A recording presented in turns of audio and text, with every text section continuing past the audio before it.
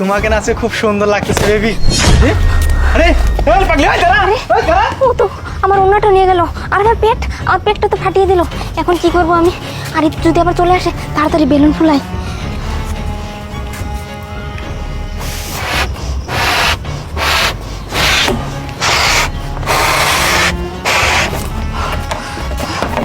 তাড়াতাড়ি করতে হবে, ও চলে আসলে অনেক বড় সমস্যা হয়ে যাবে।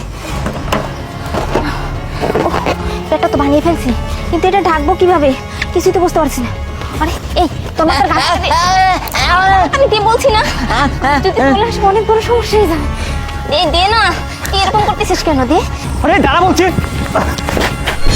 কিরে, তুই আমার বইয়ের উন্না নিয়ে কোথায় পালাচ্ছিস রে? হ্যাঁ, তোর এত বড় সাহস, তুই উন্না নিছিস?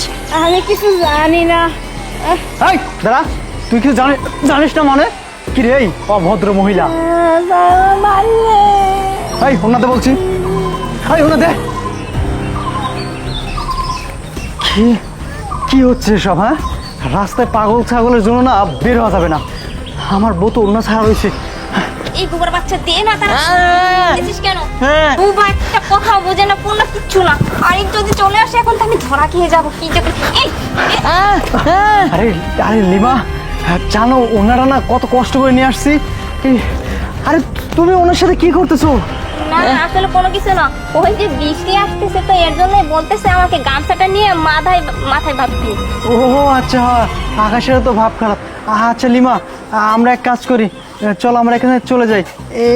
এই নাও, এই নাও উন্না। আচ্ছা দাও। না, ওনাকে ওন্নাটা দেবেন না স্যার।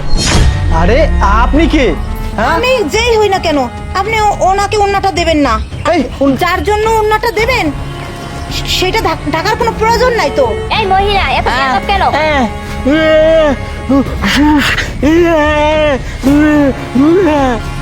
আরে আমি বেয়াদব হই আর যাই হই, শোনেন, ওনার পেটে বাচ্চা নাই, ওনার পেটে আছে বেলুন। এই চুপ থাকুন তো আপনি। সেই কখন থেকে কি বলতেছেন? হ্যাঁ, এই চুপ। এই পাগল, বেশি কথা বলতেছে। বোবা এমনিতে কথা বলতে পারে না কোনো একটা না। আর তুমি কিছু বলতে পারছো? কয়েকটা দাও না। এই দেখ, এই যে দিবে কি? আপনি ভুল করবেন না, এটা উনি যা দেখুন, বলতেছে আমি সত্যি চুপ বলতেছি। চুপ থাকুন। আমার কিন্তু ধৈর্যের বাঁধ ভেঙে যাচ্ছে। হ্যাঁ, অনেকক্ষণ ধরে কিন্তু আপনার দুইটা সেই ইয়ে দেখতেছি সকাল থেকে। মেজাজ খারাপ করেন না। কি সব আলতু ফালতু কথা বলেন? হ্যাঁ, আমার বউয়ের পেটে বাচ্চা নেই মানে? এই আরে শোনো না, দেখো আমার এমনিতে ভালো লাগতেছে না, চলো না আমরা বাসায় যাই। শুনেন,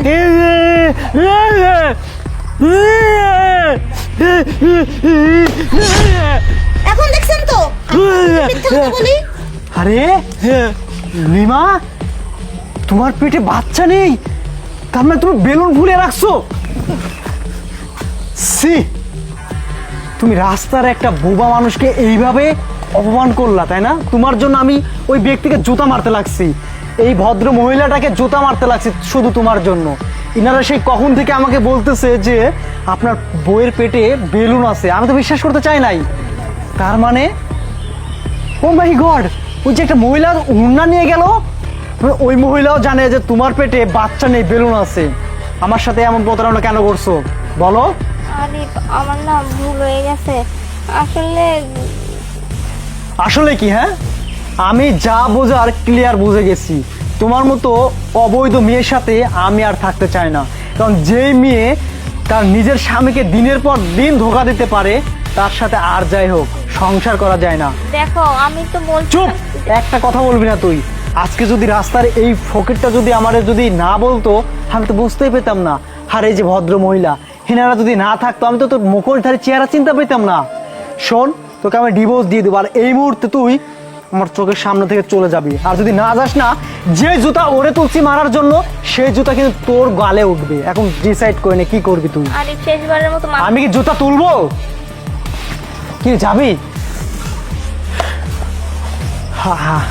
আন্টি, আসলে আমি না বুঝে আপনাকে অনেক কথা বলে ফেলছি, আমাকে মাফ করে দিবেন। হ্যাঁ না বাবা, ভুলটা তুমি জানতে পারছো, এটাই অনেক কিছু। এই যে তোমার ওন্নাটা বাবা। আচ্ছা আন্টি, ধন্যবাদ। আমি আসি। আচ্ছা, আরে যে চাচা, আপনি তো কথা বুঝতে পারেন না, আপনি তো বোবা মানুষ। আপনাকে অসংখ্য ধন্যবাদ চাচা। এক কাজ করেন, আপনাকে আমার বাসায় নিয়ে যাবো। হ্যাঁ, নিয়ে গিয়ে বড় ফ্ল্যাটে রাখবো। আপনি অনেক ভালো মনের মানুষ।